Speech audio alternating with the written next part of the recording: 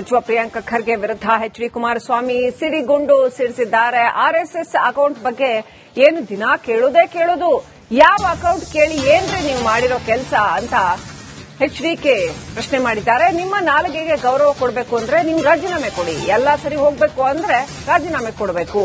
ಅಕ್ರಮ ನಡೆದಿರೋದು ಪ್ರೂವ್ ಆಗಿದೆ. ಜ್ಞಾನೇಂದ್ರ ಕುಮಾರ್ ಹೇಳಿ ಹೋಗಿದ್ದಾರೆ ಅಂತೀರಾ, 3-4 ದಿನಗಳಲ್ಲಿ ಬರ್ತಾರೆ ಅಂತ ಹೇಳಿದ್ರಿ, ಆಮೇಲೆ ಗೊತ್ತಿಲ್ಲ ಅಂತೀರಾ. ಇದು ಗೃಹ ಇಲಾಖೆ ನಡೆಸೋ ರೀತಿ ಅಂತ ಸಚಿವ ಪ್ರಿಯಾಂಕ ಖರ್ಗೆ ವಿರುದ್ಧ ಎಚ್.ಡಿ. ಕುಮಾರಸ್ವಾಮಿ ವಾಗ್ದಾಳಿ ನಡೆಸಿದ್ದಾರೆ.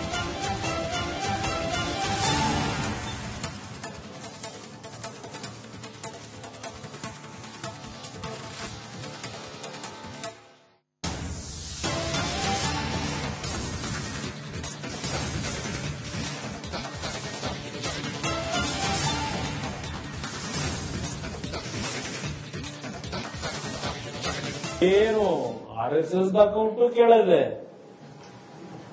ಪ್ರತಿನಿತ್ಯ ಯಾವ ಅಕೌಂಟ್ ಕೇಳಿ ಏನ್ರಿ ನೀವು ಮಾಡಿರೋ ಕೆಲಸಕ್ಕೆ ನೀವೇ ಉತ್ತರ ಕೊಡ್ತೀರಿ.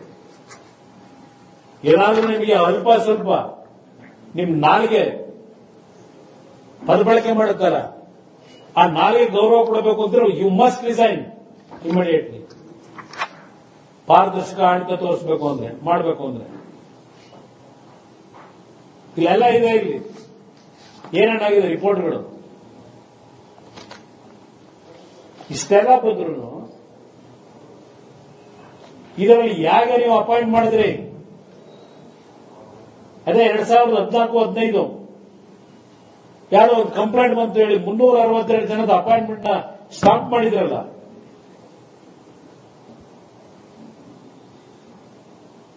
ಇದನ್ನ ಯಾಕಪ್ಪ ಕೊಟ್ಟೆ? ಅಪಾಯಿಂಟ್ಮೆಂಟ್ ಆಗಿದೆ ನಿಮ್ಮ ಇಲಾಖೆನಲ್ಲಿ ತರಾತುರಿಗೆ ಕೊಟ್ಟಿದ್ದಾಕೆ? ಇಷ್ಟೆಲ್ಲ ಅಕ್ರಮ ನಡೆದಿದೆ ಅಂತಕ್ಕಂಥದ್ದು ಪ್ರೂವ್ ಆಗಿದೆ. ಇಲ್ಲಿ ಇವೆಲ್ಲ 1 ವರ್ಷದ ಸಂಬಳ ತಗೋತಾವ್ರೆ. ನೀವು ಕೇಟ್ ನನಗೆ ಪವರ್ ಇದ್ದಿದ್ರೆ ಕೇಟಿ ಸ್ಕ್ರಾಪ್ ಯಾವ್ಯಾಕೆ ಯುಪಿಎಸ್ಸಿ ಅದಕ್ಕೆ ನಡೀತಾ ಇದೆ. ಇಲ್ಲಿ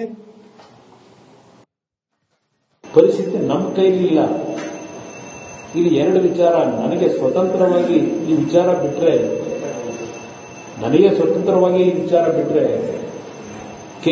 ಕೆಪಿಎಸ್ಸಿನ ರದ್ದು ಮಾಡ್ತೀನಿ.